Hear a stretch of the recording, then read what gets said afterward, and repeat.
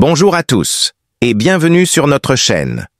Aujourd'hui, nous plongeons dans l'intimité peu connue de Faustine Boller, cette animatrice au sourire si familier, dont la carrière et les apparitions publiques ont toujours semblé impeccables, presque lisses. Mais derrière ce vernis se cache une histoire d'amour singulière, discrète et bouleversante, que Faustine vient seulement de révéler. Une confession rare, sincère, inattendue, qui nous montre l'envers du décor, là où la vie réelle commence, loin des projecteurs et des regards. Je vous promets que jamais on ne l'avait vue ainsi, vulnérable et lumineuse à la fois. Pendant des mois, ses proches ont remarqué ce voile de mélancolie, cette émotion contenue dans ses yeux. Et pourtant, elle ne parlait jamais. Jusqu'au jour où, dans le silence de son appartement parisien, elle a décidé d'écrire ce qu'elle n'osait dire à personne.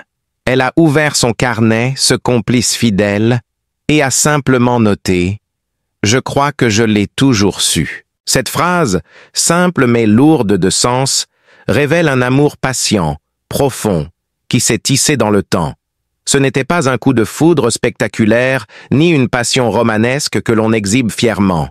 Non, c'était une certitude douce et silencieuse, née de regards partagés, de silence et de rencontres fortuites. Elle se souvenait parfaitement de ce premier instant. Un après-midi banal, dans un café du 9e arrondissement, un lieu discret, choisi par le hasard et une averse parisienne. Lui, assis au fond, un livre à la main, un sourire absent sur les lèvres, un détail, un mouvement, une énergie subtile qui l'a captivé instantanément. Ils ont échangé quelques mots banals sur la pluie, le café, le silence. Rien d'extraordinaire, et pourtant, c'était tout. Les années suivantes, leurs chemins se sont croisés à nouveau, toujours par hasard, toujours dans ce jeu subtil du destin. Mais jamais plus qu'un mot, jamais plus qu'un instant partagé. Ce fil invisible qui les reliait restait fragile, presque secret. Puis vint la rupture, celle qui déchire les certitudes et force à se réinventer. Pour Faustine, ce départ n'a pas été dramatique ni violent. Elle a fermé ce chapitre avec respect, doucement, sans éclat. Personne n'était au courant, pas même ses amis proches. À l'écran, elle continuait de sourire, de briller, mais à l'intérieur, quelque chose s'était fissuré. C'est ce vide, ce silence intérieur qui allait ouvrir la porte à une rencontre décisive. Un matin, poussée par un instinct qu'elle ne comprenait pas, Faustine est retournée dans ce café. Il était là, comme si tout avait été prévu, comme si le temps n'avait jamais séparé leur trajectoire. Ils ont parlé longtemps, vraiment longtemps. Elle a ri, elle a écouté, elle a partagé ses doutes, ses solitudes, ses espoirs. Lui écoutait, sans jugement, sans attente, simplement présent. Et c'est là que Faustine a découvert ce qu'était un véritable refuge, un amour sans condition, où l'on se sent vu et reconnu, sans masque, sans rôle. Leur relation a grandi dans la discrétion, presque dans l'ombre, non par honte, mais par volonté de protéger ce qu'ils construisaient. Faustine, habituée à la lumière et aux confidences publiques, a découvert le bonheur du silence. Les moments partagés sont devenus des refuges, des instants précieux, loin des feux de la rampe. Chaque geste, chaque attention, chaque regard était porteur d'une vérité simple mais profonde, un amour fidèle, discret mais total. Et puis vint ce soir d'été sur les quais de Seine, quand elle a murmuré, presque sans y croire, « Je crois que je t'aime ». Il l'a simplement prise dans ses bras, et dans ce geste, tout était dit. Pas besoin de mots. Depuis ce jour, leur quotidien reste simple, loin des projecteurs, mais intensément vivant. Faustine a appris à accepter l'imperfection, à ralentir, à savourer l'instant, à exister pleinement à côté de quelqu'un qui ne cherche pas à briller mais à aimer. Ce qu'elle n'avait jamais révélé, c'est que cet homme n'est ni célèbre, ni influent, ni remarquable aux yeux du monde. Et pourtant, pour elle, il est tout. Une évidence tranquille, une maison intérieure où elle peut déposer ses valises. C'est la beauté de cet amour. Il n'est pas spectaculaire, mais vrai. Et dans ce calme apparent, chaque respiration, chaque battement de cœur devient un rappel de cette sérénité acquise à force de patience et de confiance. Faustine Boller nous montre qu'il existe des amours silencieux, profonds, loin des projecteurs, où la grandeur ne réside pas dans la notoriété ou le faste, mais dans la fidélité, l'écoute et la reconnaissance mutuelle. Et dans ce récit, nous voyons une femme transformée qui a appris à vivre pleinement, à accepter la fragilité et à célébrer l'intimité partagée. Voilà l'histoire que la vie lui a offerte, un trésor qu'elle garde au creux de soi, avec une délicatesse et une intensité que le monde extérieur ne peut éteindre. Dans le tumulte des vies publiques, où chaque geste est scruté, chaque sourire décortiqué, Faustine a trouvé un espace qui échappe aux projecteurs, un langage silencieux mais dense, tissé de regards, de silence et de respiration partagée. C'est là, dans cette intimité fragile, qu'elle redécouvre une dimension du temps que le monde lui avait presque volée. Marcher sans but précis, cuisiner dans le désordre, lire côte à côte sans échanger un mot, simplement exister à deux. Il n'y avait rien de spectaculaire, aucun décor hollywoodien, seulement la puissance tranquille des gestes ordinaires qui transforment la solitude en présence vivante. Avec lui, elle a appris à accepter le vide et ses zones d'ombre, à accueillir l'incertitude au lieu de la fuir. Il ne cherchait pas à l'éblouir, il lui offrait sa présence totale, entière, disponible. Et c'était exactement ce dont elle avait besoin.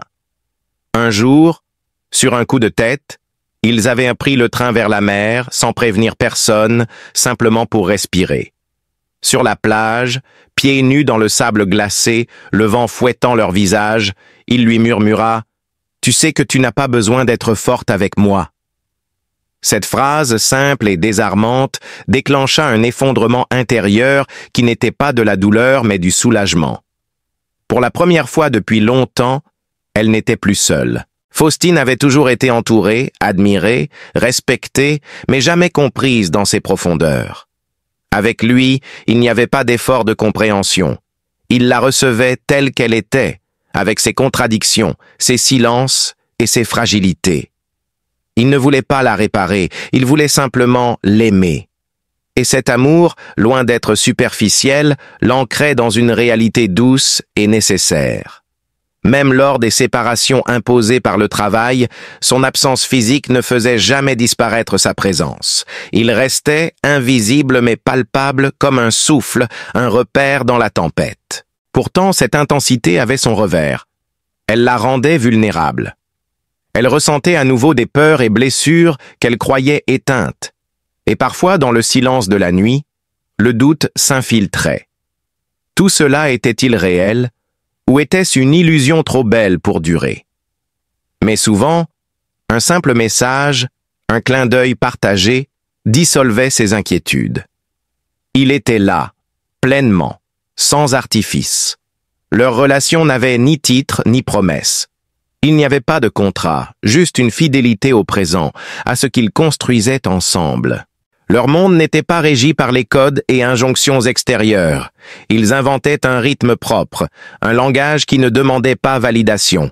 Et même si Faustine avait parfois envie de crier ce bonheur au monde, elle retenait ce désir.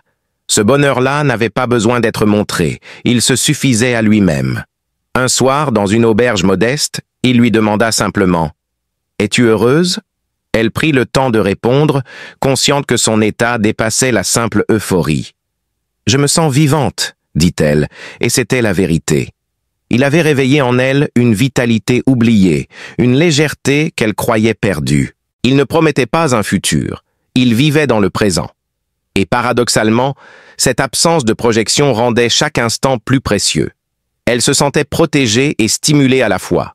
Observer son sommeil un matin d'hiver, écouter ses silences, partager des gestes simples devenait une cérémonie quotidienne de reconnexion à soi et aux autres.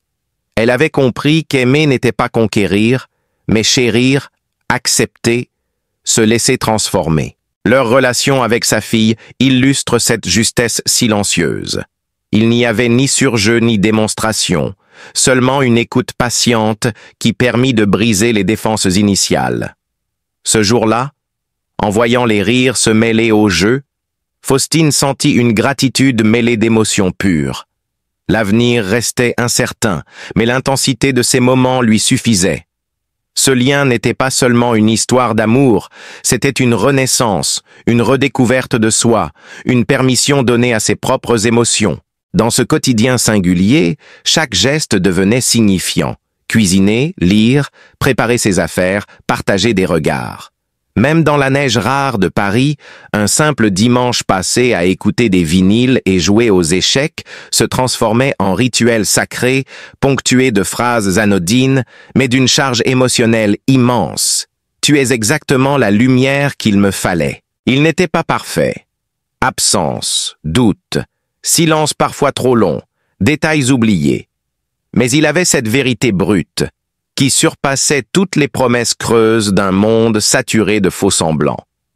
Chaque geste, chaque mot, chaque silence réaffirmait ce choix fondamental. Aimer sans condition, avec lucidité et intensité, et permettre à Faustine de respirer enfin pleinement. C'était dans cette coexistence simple et essentielle que résidait la force de leur relation. Une vérité qui, dans l'univers des apparences, brillait plus fort que n'importe quelle lumière artificielle. Elle avait toujours cru connaître l'amour. Les passions flamboyantes, les histoires intenses et parfois violentes avaient jalonné son passé. Mais ce qu'elle vivait maintenant dépassait tout ce qu'elle avait imaginé. Chaque mot qu'il écrivait glissait dans l'air comme une caresse subtile, un murmure habité. Il ne cherchait pas à séduire, il écrivait avec son cœur, et elle, souvent, se reconnaissait dans ses lignes silencieuses. Parfois, il ne précisait pas qu'il parlait d'elle, mais elle le savait, et ce savoir la touchait plus que n'importe quel geste ou compliment. Cette expérience de l'amour était inédite pour elle.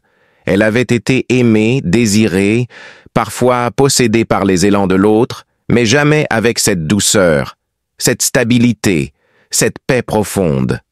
Il ne lui demandait pas d'être admiré. Il la recevait telle qu'elle était, avec ses fissures, ses silences et ses doutes. Le soir où il lui posa la question « Est-ce que tu crois que l'amour peut suffire ?» Elle eut besoin de réfléchir. La réponse qui s'imposa n'était pas simple. Pas toujours, mais parfois, quand il est vrai, il peut tout contenir.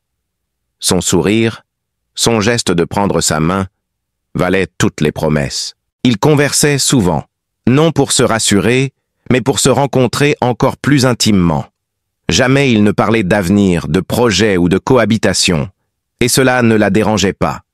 Elle avait compris que la valeur de leur relation se mesurait au présent, à ce fragment de temps où ils se rejoignaient pleinement.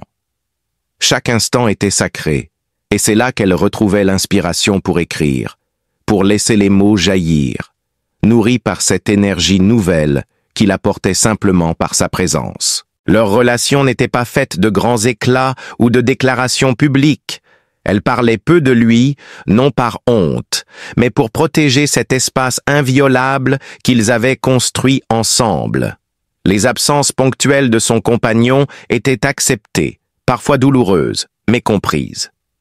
Elle savait qu'il reviendrait toujours, avec la même intensité, comme si aucun temps ne les séparait jamais vraiment.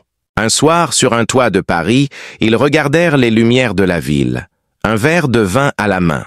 Il lui dit « On ne choisit pas toujours les gens qu'on aime, mais on peut choisir de les aimer bien. » Cette phrase, elle la gardait comme un talisman.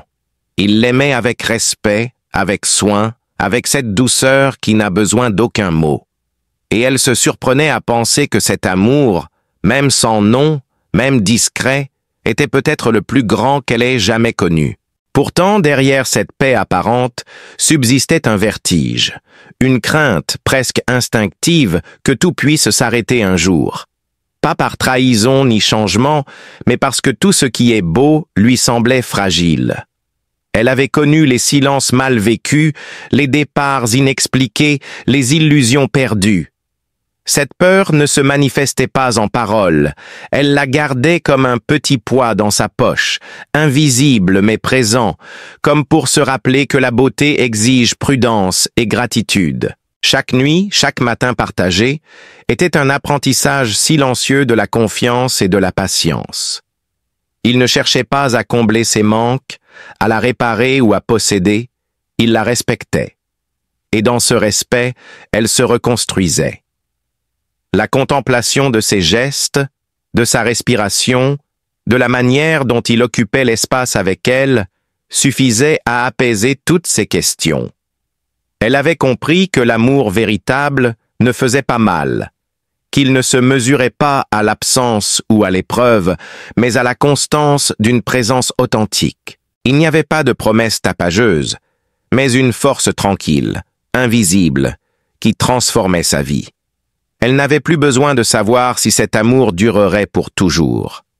Il existait ici et maintenant, et cela suffisait. Chaque regard, chaque silence partagé devenait une pierre posée sur le chemin de sa reconstruction intérieure. Et dans cette bulle, fragile mais protégée, elle apprenait à aimer sans crainte, à se laisser aimer sans réserve, à retrouver la confiance en elle et en la vie. C'était une histoire d'amour qui ne se racontait pas avec des dates ni des faits, mais avec l'alchimie invisible entre deux êtres qui se reconnaissent sans jamais chercher à se posséder. Et c'est peut-être là, dans cette liberté offerte, dans cette acceptation silencieuse, que résidait le plus grand bouleversement, un amour capable d'élever plutôt que d'emprisonner.